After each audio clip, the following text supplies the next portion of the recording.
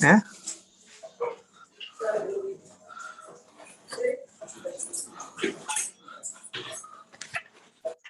मैं कढ़ी बनाऊंगी, तो सब्जी में तो कैसा वाला कढ़ी खाऊंगी? नूडल कढ़ी चलेगा? तो गाड़ी वाला तो नहीं, उसी को तो नूडल कढ़ी बोलते हैं। गाड़ी वाला मुझे नहीं बोलना।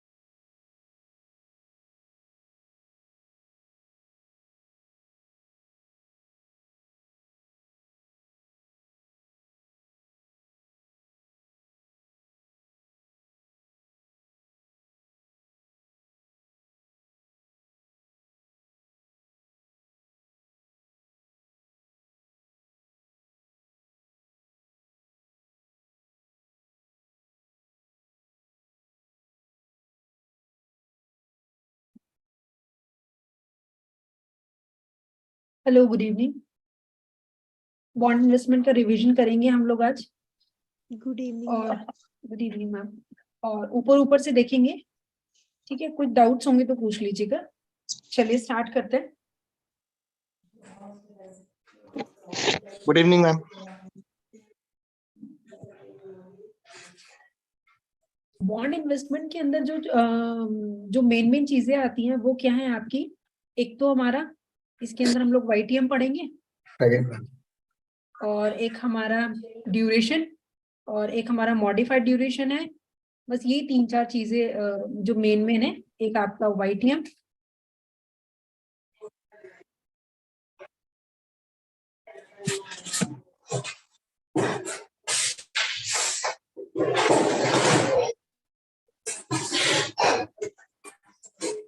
मैम आप सबको म्यूट कर दीजिए प्लीज। जी।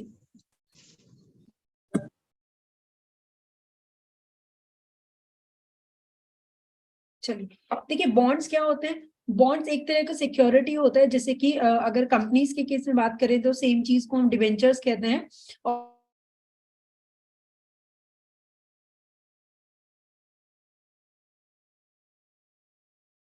इशू करते हैं उसको हम बॉन्ड्स कहते हैं, या आप ट्रेजरी बॉन्ड्स कह लीजिए। ठीक है? तो क्या होता है, गवर्नमेंट एक तरह से पब्लिक से लोन लेने के लिए या किसी भी एंटिटी से लोन लेने के लिए क्या करती है, अपने बॉन्ड्स को इशू करती है, और एक तरह से हमसे लोन ले लेती है इस फॉर्म में, और फिर बदले में हमें क्या देता है? Series of fix of interest payments मिलता है, और एट दी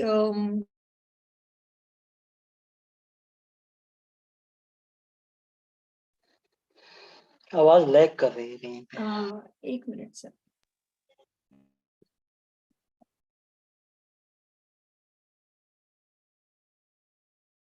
बीच में गायब हो जा रही है ना आवाज।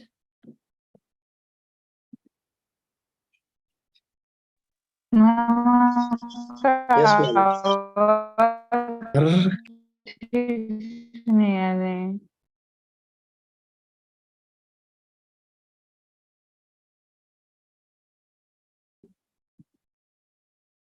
अभी आ रही है आवाज? देखिए, तो यस मैम। हम लोग बात कर रहे थे गवर्नमेंट सिक्योरिटीज की। तो उसके अंदर क्या होता है कि गवर्नमेंट क्या करती है, अपने जो बॉन्ड्स होते हैं, अपनी सिक्योरिटीज होती है, उसको सेल करती है टू द इन्वेस्टर्स, और बदले में इन्वेस्टर्स को क्या मिलता है? सीरीज ऑफ इंटरेस्ट पेमेंट्स मिलता है, और at the time of maturity उनको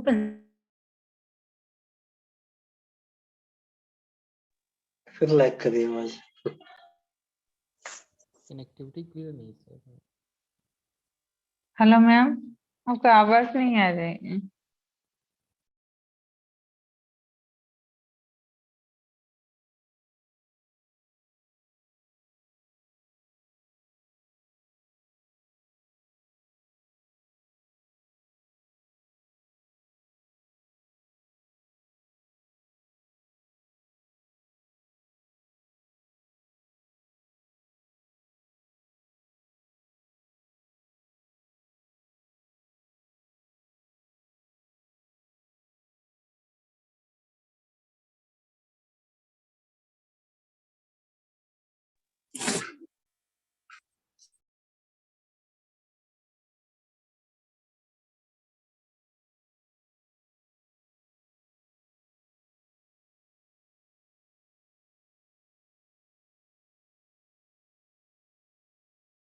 अब चेक कीजिए, मतलब अभी तो आ रही है, बीच बीच में प्रॉब्लम हो रही है ना।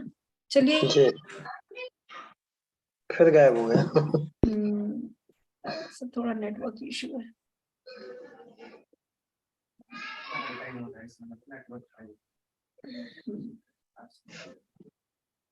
चलिए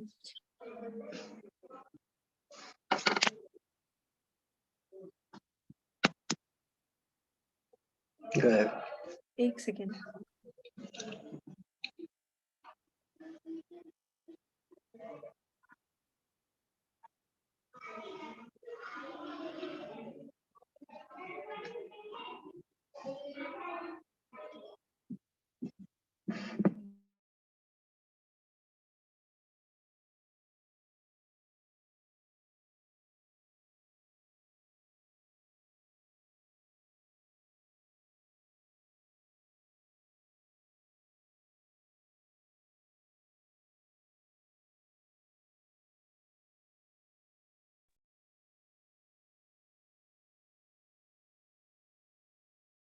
चलिए, आई होप अब प्रॉब्लम नहीं आएगी। फिर आ गई। चलिए कोशिश करते हैं। देखिए, तो ये इसका मतलब थ्योरी हो गई। फिर हमारा जो इंडियन करेंसी में जब हम बॉन्ड्स को इश्यू करते हैं तो उनको हम लोग क्या करते हैं, उनको हम कहते हैं ट्रेजरी बॉन्ड्स, जो इंडियन रुपीज में होता है, या आप गवर्नमेंट बॉन्ड्स कह सकते हैं या फिर ट्रेजरी बॉन्ड्स कह सकते हैं। जनरली इनका जो मेच्योरिटी पीरियड होता है 5 to 30 ईयर्स होता है। और अगर हमारे जो बॉन्ड्स हैं, नेशनल गवर्नमेंट के जो बॉन्ड्स हैं, अगर वो फॉरेन करेंसी के अंदर इशू होते हैं तो उनको सॉवरेन बॉन्ड्स बोलते हैं। ठीक है, जैसे कि bonds issued by Indian government in US dollar या फिर जापानीज येन, उसको हम क्या बोलेंगे, सोवरेन बॉन्ड्स बोलेंगे। ठीक है, और इनको यूरो बॉन्ड्स भी बोलते हैं, कि जो भी अपनी होम करेंसी के अंदर डिनोमिनेटेड नहीं है उनको यूरो बॉन्ड्स या फिर सॉवरेन बॉन्ड्स बोलेंगे। और सबसे पहले जो बॉन्ड्स इशू किए गए थे वो इंग्लिश गवर्नमेंट ने 1693 में किए थे, to fund its war against France. ठीक है, पहले उस समय पे ऐसे ही होता, लेकिन अब जनरली अपनी नॉर्मल नीड्स को भी पूरा करने के लिए गवर्नमेंट इस तरह की जो सिक्योरिटीज है वो इशू करके फंड रेज करती है फ्रॉम द मार्केट। तो मैम वॉइस बहुत ज्यादा स्लो है कि मेरी तरफ से ही स्लो है? मैम देखिए, कुछ भी हो सकता है। अभी तो मुझे तो थोड़ा ठीक लग रहा है, थोड़ा लैक नहीं कर रही है। आई होप एक अभी बार आप थोड़ा अपना ठीक है। कनेक्शन चेक कर लीजिए। नहीं है मैडम। जी चलिए, ठीक है। फिर उसके बाद जैसे इसमें कुछ एग्जांपल्स दिए हैं। यूएस गवर्नमेंट के जो बॉन्ड्स हैं उनको यूएस ट्रेजरीज बोलते हैं। फ्रांस में फ्रांस वाले को फ्रांस और यूरो में ओट्स बोलते हैं, जर्मन में बंड्स बोलते हैं, यूके में गिल्ड्स बोलते हैं। ठीक है, ये इनके कॉमन नेम्स हैं वहां पर, अलग अलग कंट्रीज के। ठीक है, अब हम लोगों को देखना है कि ये जो बॉन्ड्स है ये काम कैसे करता है। इसका जो प्रोसीजर होता है देखिए सिंपल सा होता है। सपोज फॉर एग्जांपल आपने 2017 में एक बॉन्ड आपने परचेज किया इस पर्टिकुलर प्राइस पे 1010.77 पे, तो इस प्राइस पे आपने परचेज किया, तो फिर क्या होगा नेक्स्ट ईयर, या फिर आप कह लीजिए end of the first year, आपको क्या मिलेगा, इंटरेस्ट मिलेगा 60 रुपीज का। ठीक है, फिर उसके बाद सेकेंड ईयर के एंड में आपको दोबारा से उसका जो इंटरेस्ट है वो मिलेगा 60 रुपीज। और फिर अगर इसकी जो मेच्योरिटी वो 3 ईयर्स है, तो at the end of the third year आपको क्या मिलेगा, ये 1920 के बीच का जो इंटरेस्ट है वो मिलेगा 60 रुपीज, मतलब 1 साल का इंटरेस्ट प्लस जो प्रिंसिपल अमाउंट थी। तो at the time of maturity आपको प्रिंसिपल प्लस इंटरेस्ट दोनों मिल जाएंगे 1060। ठीक है, तो इस तरह से इसकी प्रोसेसिंग होती है कि आपने यहाँ पर पे किया जो भी अमाउंट, जो भी उसका उस समय पर प्राइस था, आपने उसको उस प्राइस को पे करके उस बॉन्ड को परचेज किया, फिर आपको जितने सालों की उसकी मेच्योरिटी उतने सालों तक आपको उसको इंटरेस्ट मिलेगा और फिर लास्ट में आपको उसका प्रिंसिपल भी मिल जाएगा। ठीक है, और ये इस तरह से जो देखिए अब आपकी स्क्रीन पे दिख रहा है बॉन्ड डिटेल्स जहाँ पे लिखा है, तो इस तरह से इसकी जब भी आप किसी स्टॉक एक्सचेंज के ऊपर इन चीजों को देखेंगे, इन सिक्योरिटीज को देखेंगे, बॉन्ड्स को, तो आपको इस तरह से दिखेगा वहां पर ये बॉन्ड का डिटेल्स है GSCG 2019, फिर उसका कूपन परसेंटेज कि इसके ऊपर आपको इंटरेस्ट कितना मिलेगा, फिर उसका प्राइस कि कितने रुपए में इस समय पे वो अवेलेबल है, और उसका YTM कि अगर आप इसको टिल मेच्योरिटी होल्ड करते हैं इस पर्टिकुलर बॉन्ड को तो आपको इतना YTM मिलेगा। ठीक है, ये इसका मतलब एक तरह से एक प्रेजेंटेशन हो गया स्टॉक एक्सचेंज के ऊपर। अगर आप इनको देखेंगे तो इस तरह से आपको रिफ्लेक्ट करेंगे। फिर उसके बाद हम लोग देखते हैं बॉन्ड प्राइसेस एंड यील्ड्स। अब एक तो हो गया कि ठीक है आपने सीधा सीधा हिसाब लगाया, फर्स्ट ईयर में 60, सेकेंड ईयर में 60, थर्ड ईयर में 60 और फिर लास्ट ईयर में आपको 1000 रुपीज जो उसका फेस वैल्यू है वो आपको मिल जाएगा। तो टोटल कितना हो गया ये आपका 180 इंटरेस्ट और 1000 आपका प्रिंसिपल हो गया। तो अगर देखा जाए तो ऐसा लग रहा है कि ठीक है भाई इतने रुपए आपको मिल गए, 1180 रुपीज आपको मिल गए। लेकिन हम लोग एक कंसेप्ट और पढ़ चुके हैं जिसका नाम है टाइम वैल्यू ऑफ मनी। तो टाइम वैल्यू ऑफ मनी जो है वो हमें क्या कहता है, वो ये बताता है कि आप सिर्फ इस चीज से खुश मत होइए कि भाई आपको 60 रुपीज इस साल मिले, फिर नेक्स्ट ईयर मिले, फिर नेक्स्ट ईयर। आप ये भी जानने की कोशिश कीजिए कि फ्यूचर में मिलने वाले 60 रुपीज जो है उसकी एक्चुअल में एक साल बाद उसकी वैल्यू कितनी रह जाएगी, या आप कह लीजिए इंट्रिंसिक वैल्यू क्या रह जाएगी, या परचेजिंग पावर कितना रह जाएगा उसका। कि ठीक है फेस वैल्यू तो 60 रुपीज की 60 रहेगी, जो आज 100 रुपए का नोट है वो एक साल बाद भी 100 रुपए का ही रहेगा, लेकिन उसकी जो परचेजिंग पावर है उस पर्टिकुलर 100 रुपीज की वो आपकी क्या हो जाएगी, डेप्रिशिएट हो जाएगी। ये जो कंसेप्ट है वो हम टाइम वैल्यू ऑफ मनी में पढ़ चुके हैं। ठीक है, अगर जरूरत पड़ेगी तो उसको हम दोबारा से रिवाइज कर लेंगे। ठीक है, लेकिन एक हल्का फुल्का आइडिया आप लोगों को होगा कि सीधा सा कंसेप्ट है टाइम वैल्यू ऑफ मनी में क्या होता है कि जो मनी की जो वैल्यू है वो जैसे जैसे टाइम बढ़ता है तो वो क्या करती है, डेप्रिशिएट करते हैं। ठीक है, और इस डेप्रिसिएशन को ही कह लीजिए इग्नोर करने के लिए या कॉम्पनसेट करने के लिए हम इस पैसे को क्या करते हैं, इन्वेस्ट करते हैं, सो दैट कि जितना हमारी मनी की वैल्यू में मनी की इंट्रिंसिक वैल्यू में फॉल आए उतना ही हम ब्याज के रूप में या इंटरेस्ट के रूप में हम उसको कमा लें। ठीक है, तो उससे क्या होता है कि कहीं ना कहीं बैलेंस हो जाता है। इसीलिए कहते हैं कि जो भी हमारे पास जो फंड्स हैं वो अगर बैंक में होंगे तो वो ग्रो करते हैं, अगर वो आपकी पॉकेट में होंगे तो वो ग्रो नहीं करेंगे।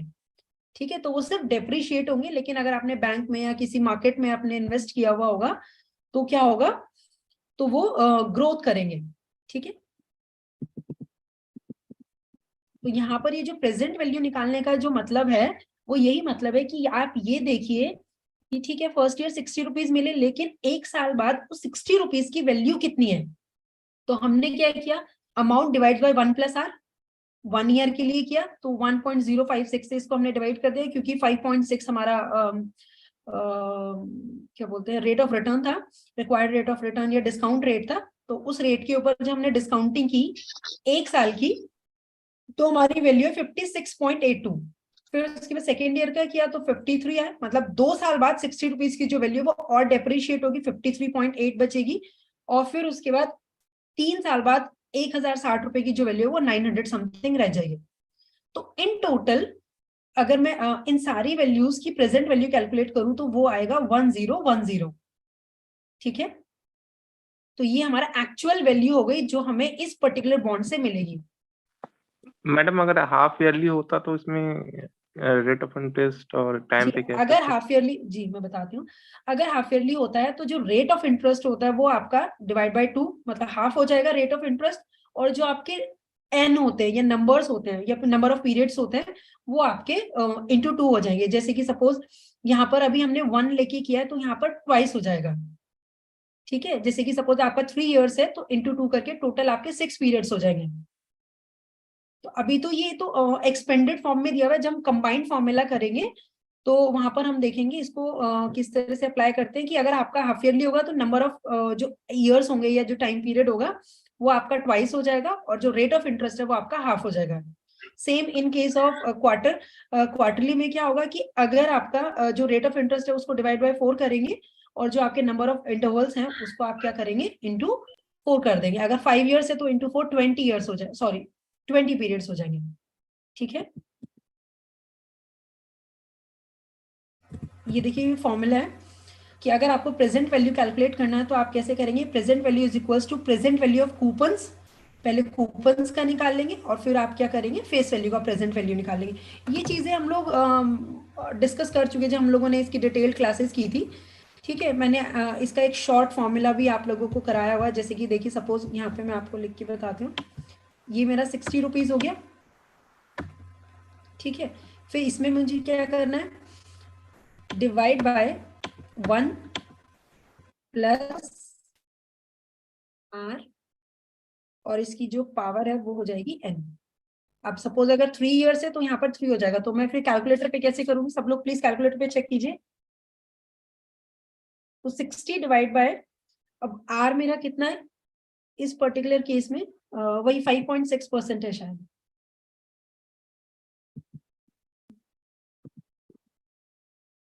ठीक है, 5.6% है, तो ये मेरा हो जाएगा 1.56, सॉरी 1.056।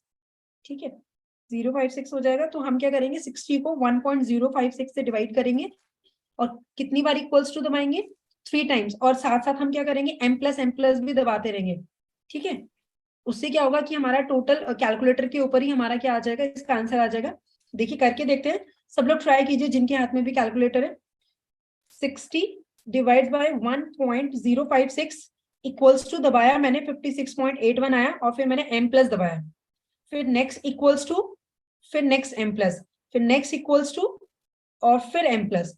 ठीक है, फिर उसके बाद मुझे फेस वैल्यू को भी प्रेजेंट वैल्यू चाहिए, लेकिन फेस वैल्यू का जो चाहिए ना वो मुझे समीशन में नहीं चाहिए 3 इयर्स का, वो मुझे सिर्फ 3rd ईयर का चाहिए। तो ये मेरा 1000 डिवाइड बाय 1.056 और ये मुझे क्या करना है, ये मुझे 3rd ईयर का चाहिए। तो मैं क्या करूंगी, कैलकुलेटर पे भी जो भी आया हुआ है उसको ऐसे ही रह के उसको छोड़ दीजिए और फिर आप क्या कीजिए, कोई और बटन नहीं दबाना है। अब आप 1000 दबाइए और फिर उसके बाद कैलकुलेटर में कितना आया है जी, अभी आपको कैलकुलेटर में कितना आया है? 50 पॉइंट समथिंग आ रहा है मैम, 3rd टाइम में मैंने, मेरा भी इतना ही है। 50.95 आ रहा ना, 50.95 आंसर बता रहे सर आप? नहीं, जो आप अभी कैलकुलेशन कर रहे हैं। अच्छा देखिए दोबारा करते हैं, मैं वैल्यू बोल दूंगी तो आप लोग क्रॉस चेक कीजिएगा। 60 डिवाइड बाय 1.056, ये मैंने इक्वल्स टू दबाया, वैल्यू आई 56.81। ठीक है, अब आप लोग क्या कीजिए, इसके बाद m प्लस दबाइए। ठीक, फिर उसके बाद दोबारा से इक्वल्स टू दबाइए, वैल्यू आई 53.80, फिर दोबारा से m प्लस दबाइए, फिर 3rd टाइम इक्वल्स टू दबाइए 50.95 और फिर आपने m प्लस दबा दिया। ठीक है, फिर इसको यहीं पर ही छोड़ना है, कुछ नहीं करना है। अब आप क्या कीजिए, 1000 प्रेस कीजिए कैलकुलेटर में, 1000 डिवाइड्स बाय अगेन 1.056। अब हम क्या करेंगे ना, इंटरेस्ट के केस में हमने इक्वल्स टू m प्लस ऐसे किया था 3 बार, लेकिन फेस वैल्यू के केस में हम क्या करेंगे, सिर्फ इक्वल्स टू दबाएंगे, लेकिन m प्लस सिर्फ एक बार दबाएंगे, वो भी 3rd टाइम। तो आप कीजिए, इक्वल्स टू किया 946 आया, फिर इक्वल्स टू किया 896 आया, फिर इक्वल्स टू किया 849.19 आया। ये वैल्यू मुझे चाहिए क्योंकि 3rd ईयर का चाहिए, तो मैंने अब यहाँ पर m प्लस दबाया और फिर इसके m प्लस दबाने के बाद फिर मैंने MRC दबाया, तो मेरा जो आंसर है वो आ गया 1010.77। प्लीज चेक कीजिए, जिन लोगों का नहीं आया है वो दोबारा पूछ लीजिए। आ गया मैम, 1.64 1064 आ रहा है। 1064 सर हो सकता है कुछ एरर हुआ होगा, एक बार अपने कैलकुलेटर का मेमोरी क्लियर करके आप दोबारा से ट्राई कीजिए। बिल्कुल ठीक है सर, और आंसर जो है वो यही आएगा, 1010.77 आएगा। आप लोगों को बिना पेन के आप इस क्वेश्चन को सॉल्व कर सकते हैं। ठीक है, तो हाँ आप मैडम, लोग ट्राई इतना ही कीजिएगा है, करेक्ट है। जी। और फिर भी नहीं आएगा तो नेक्स्ट क्लास में आप दोबारा पूछ लीजिएगा। चलिए आगे बढ़ते हैं। तो ये इस तरह से हम लोग क्या करते हैं, present value of the bond की हम निकाल लेते हैं कि भाई उसमें फेस वैल्यू और कूपन्स का टोटल प्रेजेंट वैल्यू हमें कितना बैठेगा। ठीक है, चलिए फिर उसके बाद ये हाफ ईयरली वाला मैंने आप लोगों को बता दिया। हाफ ईयरली के केस में क्या होगा, जो रेट है वो डिवाइड बाई 2 हो जाएगा और जो एन है वो n/2 हो जाएगा। जैसे कि आपका 5.6% है इस समय पे आपका रिक्वायर्ड रेट ऑफ रिटर्न, तो अगर हाफ ईयरली के केस में क्या होगा, वो जो रेट है वो आपका 2.8 हो जाएगा। तो अभी हमने 1.056 किया, फिर हम 1.028 करेंगे। ठीक है, बस इतना डिफरेंस आएगा। और जो हमारे नंबर ऑफ पीरियड्स ऊपर वाले केस में 3 थे, यहाँ पर 6 हो जाएंगे। ठीक, सेम ऐसे ही क्वार्टरली में करेंगे। ठीक है, एक ये चीज देख लीजिए, ये एग्जाम में डायरेक्टली पूछ सकते हैं कि अगर आपका required rate of return is greater than coupon rate, मतलब जिस रेट के ऊपर आप डिस्काउंटिंग कर रहे हैं, जैसे ये 5.6% अभी हमने देखा, तो जिस रेट पे आप डिस्काउंटिंग कर रहे हैं अगर वो रेट ज्यादा है कूपन रेट से। देखिए कूपन रेट क्या होता है, जो ब्याज आपको उस बॉन्ड के ऊपर मिलता है। जैसे कि सपोज अगर आपका 1000 का बॉन्ड फेस वैल्यू है और आपको उस पर 10% मिल रहा है, तो 10% आपका क्या हो गया, कूपन रेट हो गया। या इस एग्जाम्पल से चले तो सपोज आपका कूपन रेट 6% है, दैट मीन्स आपको 1000 के ऊपर 6% का आपको ब्याज मिलेगा। ठीक है, और ये जो रिक्वायर्ड रेट ऑफ रिटर्न या आरओआर या फिर डिस्काउंट रेट, ये सब आपने नाम सुने होंगे, ये होते हैं कि मार्केट रेट ऑफ इंटरेस्ट कितना है, मार्केट आपको कितना दे रहा है। ये जो कूपन रेट है वो बताता है कि बॉन्ड आपको क्या दे रहा है। तो बॉन्ड आपको 6% दे रहा है इन दिस एग्जाम्पल, और मार्केट में जो इस समय रेट ऑफ इंटरेस्ट चल रहा है वो 10% चल रहा है। दैट मीन्स कि हमारा जो बॉन्ड है वो हमें कम रिटर्न्स दे रहा है। तो ऑब्वियसली बॉन्ड की जो डिमांड है वो क्या करेगी, वो फॉल करेगी, और बॉन्ड की जब डिमांड फॉल करेगी तो उसकी उसका जो प्राइस है वो भी फॉल करेगा। ठीक है, तो ये चीज आपको याद रखनी है कि if rate of return is greater than coupon rate, तो जो बॉन्ड प्राइस होगा हमारा, या आप कह लीजिए जो present value of the bond होगा या market price of the bond होगा, that will be less than face value. ठीक है, कि वो 1000 से कम आएगा। जो भी आपकी फेस वैल्यू होगी, अगर 100 है, 1000 है, कुछ भी है, तो उससे कम आएगा। ठीक है, और सीधी सी बात है, क्योंकि देखिए अगर आपको बॉन्ड जो है वो कम रिटर्न्स दे रहा है, तो ऑब्वियसली फिर जो इन्वेस्टर्स होंगे वो कहाँ पर स्विच कर जाएंगे, वो इन बॉन्ड्स को सेल करके वो मार्केट पे शिफ्ट कर जाएंगे, किसी और सिक्योरिटी में लगाएंगे पैसा। ठीक है, तो इसलिए बॉन्ड की जो डिमांड है वो फॉल करती है, और जब भी किसी चीज की डिमांड फॉल करती है तो उसका प्राइस भी फॉल हो जाता है। ठीक है, तो इसी का रिवर्स भी आपसे पूछा जा सकता है कि बताइए if coupon rate is greater than required rate of return, तो क्या होगा, उस केस में आपका जो बॉन्ड प्राइस है वो मोर देन 1000 आएगा, 1100, 1050 कुछ भी आ सकता है। ठीक है, तो इस चीज को आपको याद रखना है। यहां से थ्योरी में भी डायरेक्टली क्वेश्चन पूछ लेते हैं, आपको ये स्टेटमेंट देंगे कि बताइए required rate of return is greater than coupon rate, तो इसका जो इफेक्ट है वो क्या होगा। ठीक, चलो अब देखिए इसमें एक एग्जांपल दिया हुआ है कि सपोज इंटरेस्ट रेट जो है वो 10% है और कूपन हमारा 6% है, तो हम डिस्काउंटिंग किस पे करेंगे, 10% पे करेंगे। तो 10% पे जो हमने डिस्काउंटिंग की तो हमने देखा कि वैल्यू कितनी आई, 900, और जबकि फेस वैल्यू कितना था, 1000। तो यहाँ पर कूपन रेट कम होने की वजह से हमारा जो present value of the bond है वो लेस देन 1000 आया, 900 आ गया। ठीक है, तो ये चीज आपको याद रखनी है। चलिए अब हम लोग बात करते हैं YTM की। देखिए सबसे पहले तो मैं आपको इजी वर्ड्स में बताती हूँ ये होता क्या है। यील्ड टू मैच्योरिटी का मतलब होता है, देखिए यील्ड का मतलब होता है रिटर्न्स, आपको मिल क्या रहा है। तो यील्ड टू मैच्योरिटी का मतलब कि अगर आप किसी भी बॉन्ड को या किसी भी सिक्योरिटी को अगर आप टिल मैच्योरिटी आप उसको होल्ड करते हैं तो आपको टोटल रिटर्न्स क्या मिलेंगे। जैसे कि सपोज अगर आपने आज की डेट में कोई बॉन्ड परचेज किया और उसकी जो मैच्योरिटी वो 3 इयर्स है, तो 3 सालों तक अगर आप उस बॉन्ड को अपने पास रखते हैं, आप उसको सेल आउट नहीं करते हैं, तो आपको क्या रिटर्न्स मिलेंगे, उसको कहते हैं YTM या यील्ड टू मैच्योरिटी की, तब आपको कितना परसेंटेज रिटर्न्स मिले। ठीक है, अब आप कहेंगे कि वो कूपन रेट, वो तो कूपन रेट से भी पता चल जाता है, तो फिर YTM की क्या जरूरत है। कूपन रेट वो प्रॉमिस्ड परसेंटेज होता है जो कि आपको जो सिक्योरिटी को जो इश्यू करता है, जैसे गवर्नमेंट है, जो गवर्नमेंट ने आपको प्रॉमिस किया कि 6% हम आपको देंगे, लेकिन क्या होता है वो जो इंटरेस्ट है वो आपका एक्यूमुलेट होके उसको री इन्वेस्ट किया जाता है। तो जब वो इंटरेस्ट के ऊपर इंटरेस्ट लगता है, जैसे कि सपोज आपने फर्स्ट ईयर में 1000 के ऊपर आपको 60 रुपीज का आपको इंटरेस्ट मिला, तो नेक्स्ट ईयर में क्या होगा, नेक्स्ट ईयर में उस 60 रुपीज को भी उसी अमाउंट के अंदर इन्वेस्ट कर दिया जाएगा। तो 60 रुपीज जो आपको इंटरेस्ट के मिले थे उसके ऊपर आपको और इंटरेस्ट मिलेगा, और वो जो इंटरेस्ट मिलता है वो मिलता है मार्केट रेट ऑफ इंटरेस्ट पे, ना कि कूपन रेट पे। समझ पा रहे हैं आप लोग ये बात? YTM का मतलब होता है, सीधी सी बात है, देखिए एक रिटर्न आपको मिल रहा है जो आपको, जैसे कि 6% आपको गवर्नमेंट ने प्रॉमिस किया कि भाई 6% आपको मिलेगा, लेकिन क्या होता है कि जब आप कोई भी बॉन्ड परचेज करते हैं तो उसका जो इंटरेस्ट है वो जनरली एक्यूमुलेट किया जाता है, साथ साथ क्रेडिट नहीं किया जाता अकाउंट में। तो अगर उसको आपने एक्यूमुलेट किया तो सपोज ये 60 रुपीज जो है जो फर्स्ट ईयर में आपने कमा लिए, फिर नेक्स्ट ईयर में क्या होगा, नेक्स्ट ईयर में ये जो 60 रुपीज है इसके ऊपर आपको इंटरेस्ट मिलेगा, और वो कौन से रेट से मिलेगा, वो मिलेगा 10% के रेट से, जो मार्केट में जो इंटरेस्ट रेट चल रहा है उस पे। तो इस चीज से अल्टीमेटली होगा क्या, इस चीज से अल्टीमेटली ये होगा कि आपके जो रिटर्न है वो, ठीक है, रिटर्न क्यों बढ़ जाएंगे, क्योंकि इंटरेस्ट के ऊपर इंटरेस्ट मिल रहा है, और वो भी आपका मार्केट रेट ऑफ इंटरेस्ट है,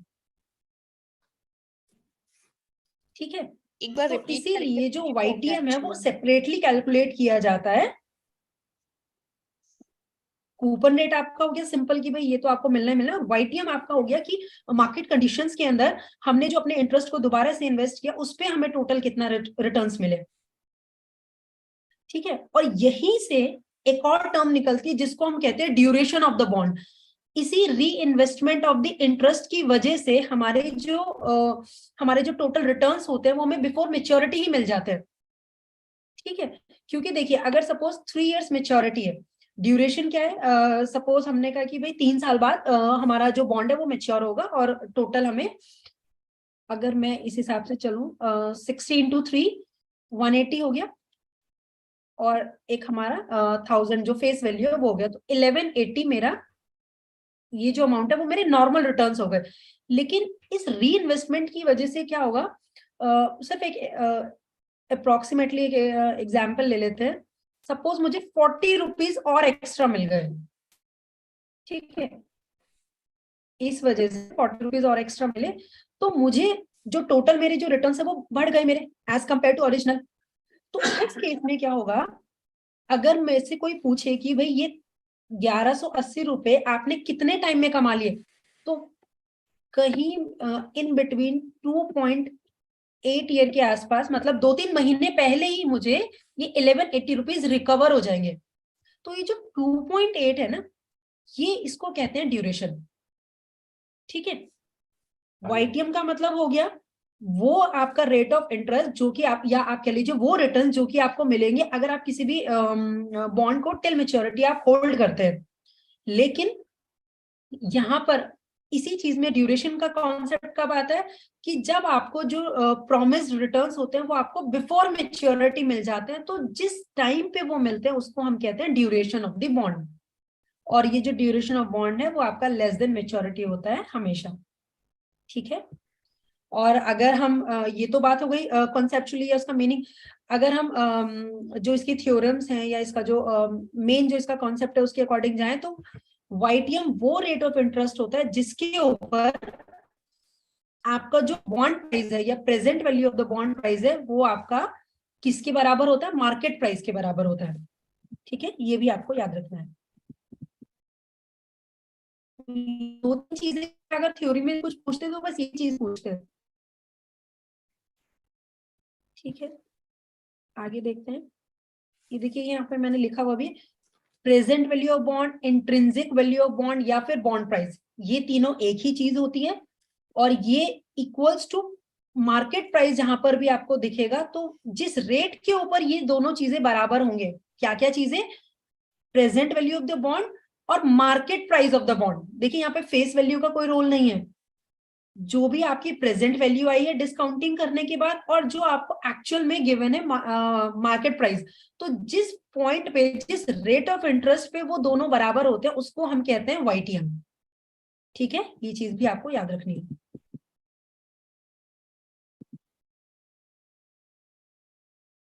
देखिए जैसे कि यहाँ पर आपको दिया हुआ है एक हमारा बॉन्ड था जिसका जो प्राइस है वो 1136 था। ठीक है, YTM जो है वो 5% पे, जब हमने इसको डिस्काउंटिंग किया तो हमने देखा, जब हमने 5% के ऊपर प्रेजेंट वैल्यू निकाली तो वैल्यू है 1136। तो जो 5% है वो YTM हो गया हमारा। ऊपर देखिए इसमें हमने 10% पे निकाला तो 10% पे क्या आया 1000, लेकिन जब मैंने 5% पे निकाला तो मेरा क्या है 1136, which is equals to market price of the bond. ठीक है, 1136 पे मैंने इसको परचेज किया था और जब मैंने 5% के ऊपर डिस्काउंटिंग की तो मुझे क्या पता चला कि मेरा जो प्रेजेंट वैल्यू ऑफ बॉन्ड है एट 5% वो मेरा इक्वल है मार्केट प्राइस के। तो ये जो 5% है, ये 10% मेरा YTM नहीं है, लेकिन ये जो 5% है ये मेरा क्या है, ये मेरा YTM है। ठीक है, जिस रेट पे मार्केट प्राइस और present value of the bond बराबर होंगे वो रेट हमारा YTM होगा। और ये क्या होगा फिर, ये फिर सिंपल डिस्काउंट रेट या जो हम रेट ऑफ रिटर्न जिसको कहते हैं। तो सारे रेट ऑफ रिटर्न्स या सारे डिस्काउंट रेट्स YTM नहीं होते, लेकिन YTM एक डिस्काउंट रेट ही होता है। बस वो रेट होता है जिसके ऊपर मार्केट प्राइस और प्रेजेंट वैल्यू बराबर होते हैं। ठीक है, आई होप आप लोगों को जो कंसेप्ट है वो क्लियर हो रहा होगा। मैडम ड्यूरेशन एक बार फिर से बता दीजिए। जी सर बिल्कुल, अभी आएगा आगे तो मैं दोबारा भी बता दूंगी, वो मैंने वहां पे बस लिंक किया था। ठीक है, अभी बताऊंगी सर दोबारा से। तो ये हमारा हो गया है। अब देखिए इसकी कैलकुलेशन की बात आती है कि YTM को आप कैलकुलेट कैसे करेंगे। अब यहाँ पर क्या है सर, इसके 2-3 मेथड्स हैं जो मैंने आप लोगों को न्यूमेरिकल वाले चैप्टर्स में मैंने बताए थे।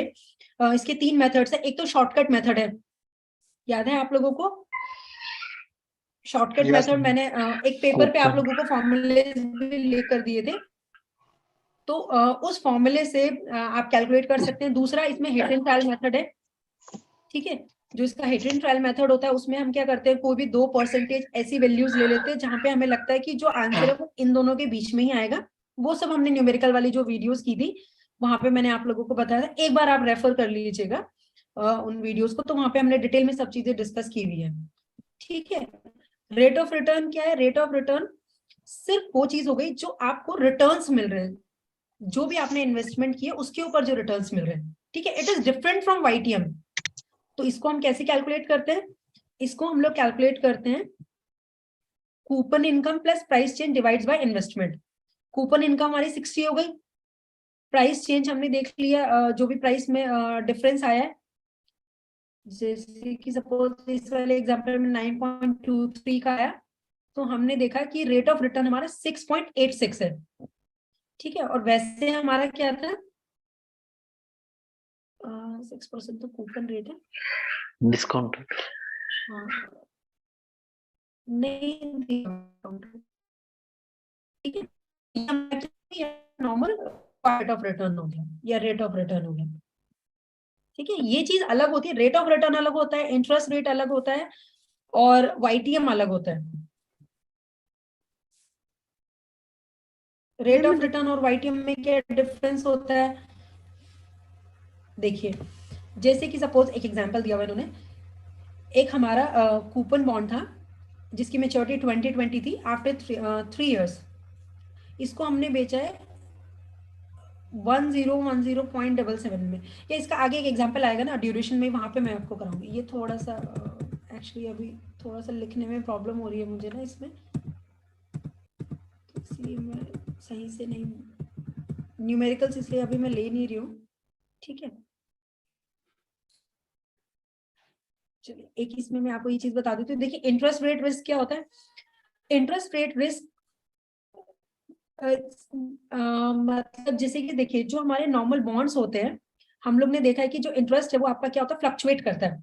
जो बॉन्ड के ऊपर जो इंटरेस्ट मिलता है या मतलब वो तो कूपन हो गया, वो तो फिक्स रहता है, लेकिन जो मार्केट रेट ऑफ इंटरेस्ट होता है वो हमारा क्या करता है, फ्लक्चुएट करता है, और हमें पता है मार्केट में तो डे टू डे फ्लक्चुएशंस होती हैं, तो उस फ्लक्चुएशन की वजह से जो हमें नुकसान या फायदा होता है उसको हम क्या कहते हैं, इंटरेस्ट रेट रिस्क।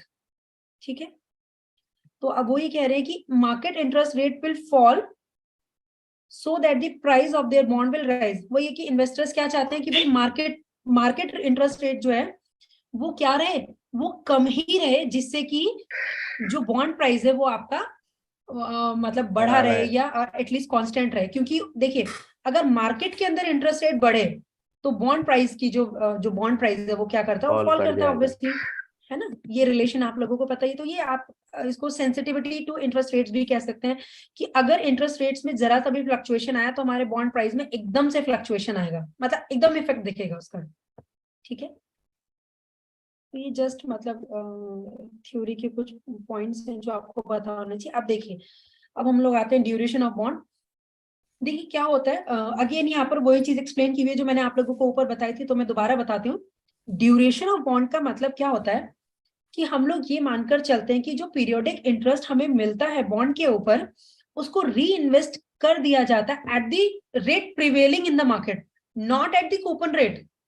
ठीक है, 6% पे नहीं होगा उसका जो देखिए 6% पे आपको क्या मिल रहा है, कूपन रेट मिल रहा है बॉन्ड के ऊपर। तो सपोज आपको 60 रुपीज मिल गया, लेकिन अब ये जो अमाउंट है जब आप इसको री इन्वेस्ट करेंगे, जब हम इसको री इन्वेस्ट करेंगे तो इट विल बी री invested at the market rate, not at the 6%। ठीक है, जब हम इसको री इन्वेस्ट करेंगे तो हम इसको coupon rate madam pre defined रहता है ना? जी सर, कूपन रेट मतलब प्री उसको डिफाइंड रहता है वैल्यू जी। और जो मार्केट रेट्स है वो आपको पता है डे टू डे बेसिस पे फ्लक्चुएट करते हैं। तो जो भी prevailing rate in the market है उस रेट के ऊपर हम इस 60 रुपीज को री इन्वेस्ट करते हैं। अगर वो 10% है तो 6 रुपीज हमें और मिल जाएंगे। ठीक है, और अगर कुछ और जो भी रेट होगा, मतलब जो भी मार्केट में प्रिवेलिंग रेट है, तो इस वजह से क्या होता है, क्योंकि हमें इंटरेस्ट के ऊपर इंटरेस्ट मिल जाता है और वो भी मार्केट रेट के ऊपर, तो उससे हमारा जो रिटर्न्स होते हैं ना, जो टोटल हमारे एक्सपेक्टेड रिटर्न्स है ऑन दिस बॉन्ड, तो वो हमें बिफोर मेच्योरिटी ही मिल जाते हैं। तो वो जो बिफोर मेच्योरिटी मिलते हैं तो वो कितना पहले मिलते हैं या किस ड्यूरेशन में मिल जाते हैं, किस समय में मिल जाते हैं, that is known as duration of the bond. ठीक है, कि सपोज वैसे तो मैंने एस्टिमेशन लगाया था कि भाई 3 इयर्स में मुझे ये इतना रिटर्न्स मिल जाएंगे। कितना एक्सपेक्टेड था, 1180। सपोज ये मेरा एक्सपेक्टेड रिटर्न्स थे अपने बॉन्ड के ऊपर। लेकिन इस री इन्वेस्टमेंट के कारण क्या हुआ, ये जो अमाउंट है ना, ये मुझे 2.8 ईयर मतलब 2 ईयर और कुछ मंथ्स में मुझे इतना अमाउंट मिल गया।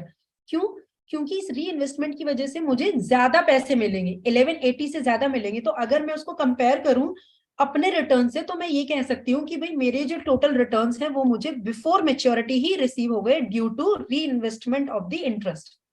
ठीक है, तो वो कितना पहले हो गए और कितने समय में हो गए उसको कहते हैं ड्यूरेशन। ठीक है, ठीक है, चलिए फिर उसके बाद क्या होता है, इसको हम लोग ड्यूरेशन भी कहते हैं या फिर मैकॉले ड्यूरेशन भी कहते हैं, क्योंकि उन्होंने ये कॉन्सेप्ट लाया था और इसलिए उसको उनके नाम से भी जानते हैं। मैकॉले ड्यूरेशन भी बोलते हैं और नॉर्मल ड्यूरेशन भी बोलते हैं, एक ही बात है, कंफ्यूज मत होइएगा। ठीक है, और फिर एक दूसरा कॉन्सेप्ट आता है जिसको हम कहते हैं मॉडिफाइड ड्यूरेशन। ठीक है, मॉडिफाइड ड्यूरेशन में क्या होता है, अब देखिए इसमें क्या फर्क है।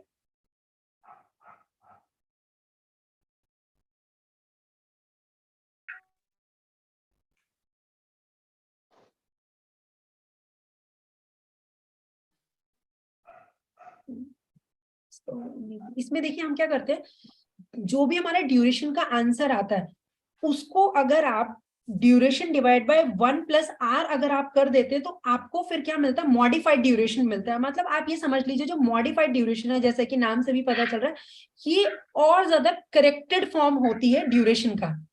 ठीक है, जैसे ड्यूरेशन में हम कुछ चीजों को कंसीडर करते हैं, कुछ चीजों को नहीं करते, तो मॉडिफाइड ड्यूरेशन में बोला जाता है कि भाई आप क्या कीजिए, उसको और करेक्टेड कर लीजिए, और करेक्ट कर लीजिए, तो उससे क्या होगा, उससे जो हमें रिजल्ट मिलता है वो हमें मिलता है मॉडिफाइड ड्यूरेशन।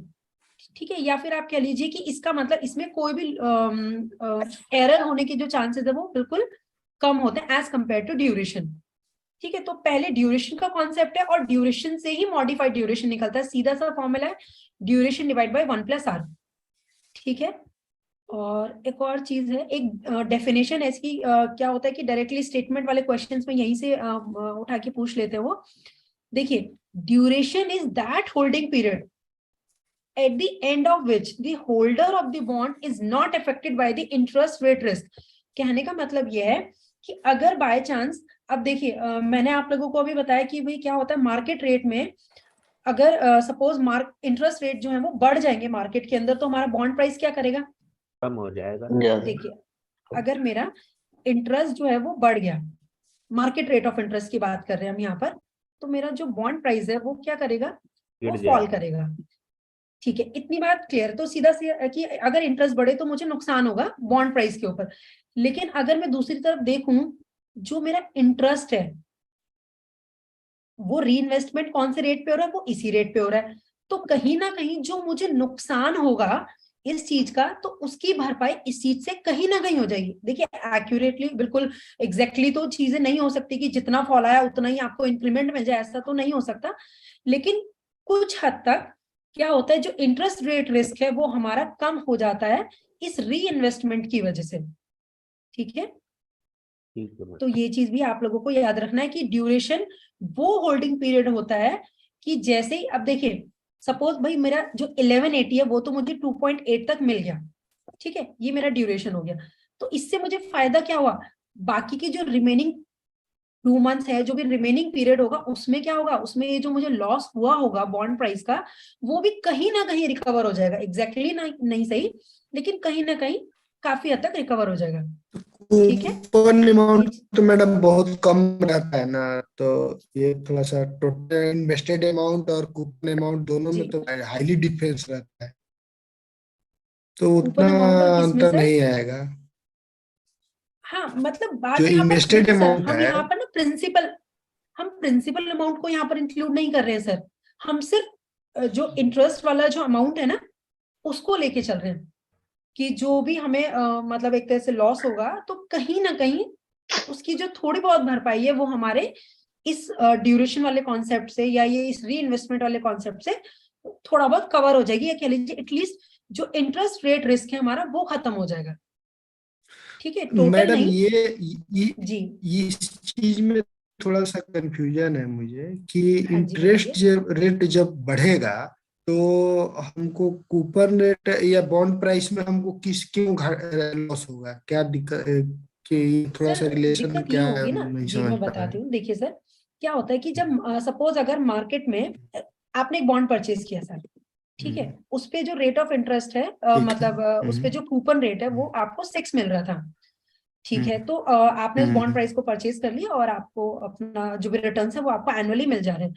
फिर क्या हुआ, मार्केट के अंदर फ्लक्चुएशन हुआ, उस समय सपोज जो डिस्काउंट रेट जो भी रहा होगा, लेकिन इस समय आपका जो डिस्काउंट रेट है, या उसको डिस्काउंट रेट हम बोलते हैं क्योंकि हमें उस पर डिस्काउंटिंग करते हैं, एक्चुअल में वो मार्केट रेट होता है, मार्केट रेट ऑफ इंटरेस्ट होता है।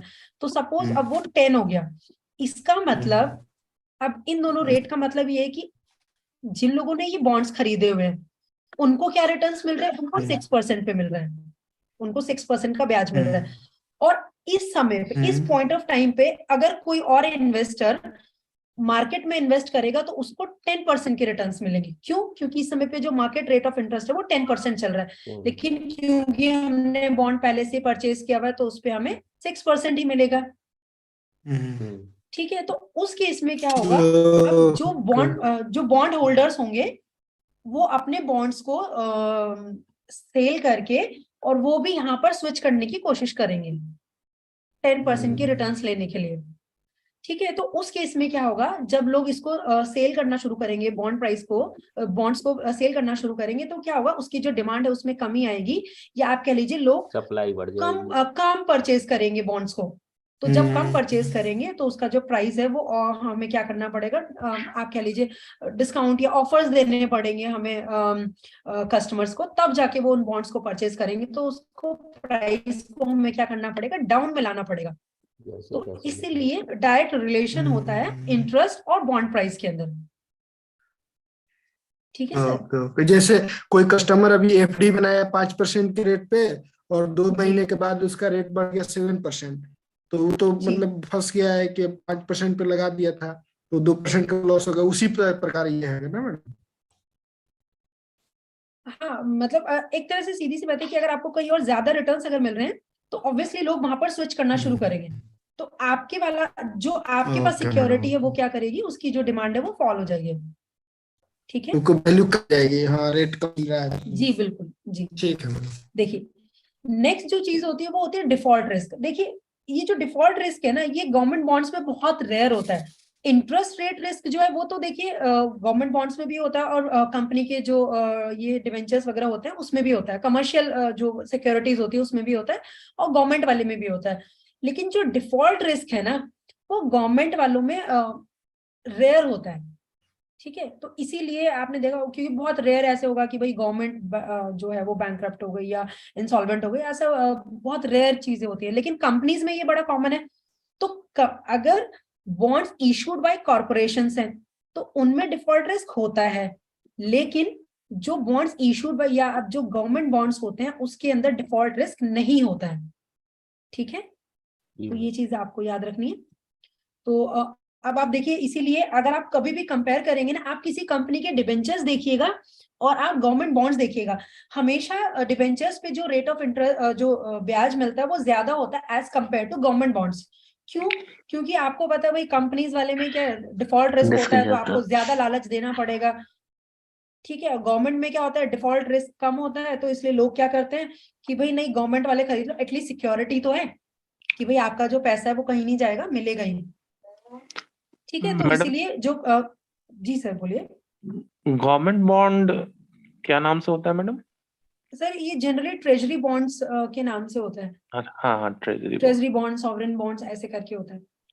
ठीक है, thank तो जो गवर्नमेंट बॉन्ड्स होते हैं उनमें डिफॉल्ट रिस्क बहुत रेयर होता है, इसीलिए as compare to bonds issued by corporations वो क्या करते हैं, वो ज्यादा रेट ऑफ इंटरेस्ट ऑफर करते हैं इन्वेस्टर्स को, क्योंकि उनके अंदर डिफॉल्ट रिस्क होता है और गवर्नमेंट बॉन्ड्स में डिफॉल्ट रिस्क नहीं होता है, इसलिए उनका जो रेट ऑफ इंटरेस्ट है वो कम होता है as compare to corporation bonds. और जनरली कॉर्पोरेशन बॉन्ड्स को हम लोग डिबेंचर्स कहते हैं। बॉन्ड्स मतलब कहने को कह सकते हैं, लेकिन जनरली उनको डिबेंचर्स बोला जाता है। ठीक है, और उनका जो रेट ऑफ इंटरेस्ट है वो ज्यादा होता है गवर्नमेंट बॉन्ड से। ठीक है, तो ये चीज हो गई। और इंटरेस्ट रेट रिस्क देखिए आपको पता है, क्योंकि वो मार्केट के फ्लक्चुएशंस पर डिपेंड करता है, तो वो गवर्नमेंट बॉन्ड के अंदर भी हो सकता है और वो कमर्शियल बॉन्ड के अंदर भी हो सकता है। ठीक है,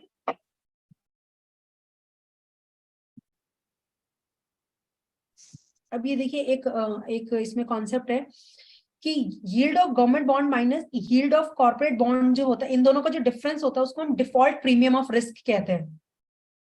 ठीक है, ये मतलब एक डेफिनेशन होगी इसमें दी हुई, तो यहाँ पर इसे मैंने लिखा हुआ है कि इन दोनों का जो डिफरेंस होता है कि जो आपको रिटर्न्स मिल रहे हैं गवर्नमेंट बॉन्ड से और कॉर्पोरेट बॉन्ड से, उन दोनों का जो डिफरेंस होता है उसको बोलते हैं डिफॉल्ट प्रीमियम ऑफ रिस्क। ठीक, अब देखते हैं वेरिएशंस इन कॉर्पोरेट बॉन्ड्स। फटाफट से देख लेते हैं इनको, बहुत छोटे छोटे से कॉन्सेप्ट है। फ्लोटिंग रेट बॉन्ड्स क्या होता है? देखिए फ्लोटिंग रेट बॉन्ड्स का मतलब जिसका जो इंटरेस्ट रेट या कूपन रेट है वो चेंज होता है ओवर टाइम।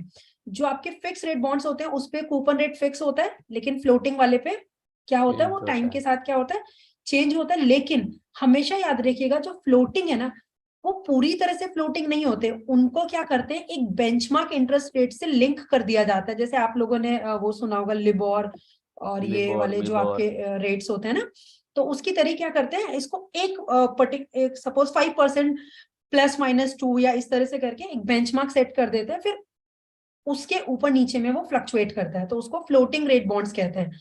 ठीक है, तो ऐसे बॉन्ड्स जिसका जो कूपन रेट या इंटरेस्ट रेट है वो चेंज होता है over the time. Next convertible bond, जैसे कि नाम से पता चल रहा है, ऐसे bonds which can be converted into shares at a later stage.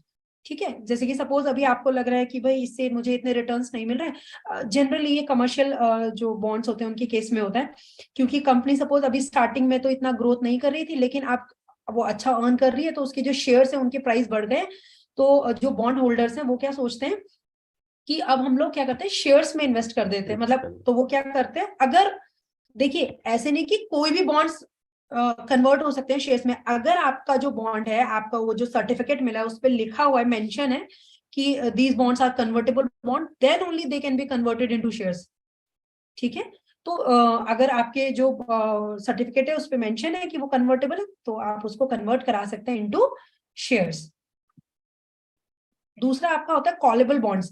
देखिए कॉलेबल बॉन्ड्स के अंदर क्या होता है, इसके अंदर जो जिसने बॉन्ड्स को इशू किया हुआ होता है, तो वो अपने बॉन्ड्स को वापस मंगा सकता है। देखिए जैसे नाम से पता चला कॉलेबल, इसमें दिया नहीं है, एक प्यूटेबल भी होते हैं, प्यूटेबल बॉन्ड्स भी होते हैं, उसमें जो इन्वेस्टर है उसका राइट होता है।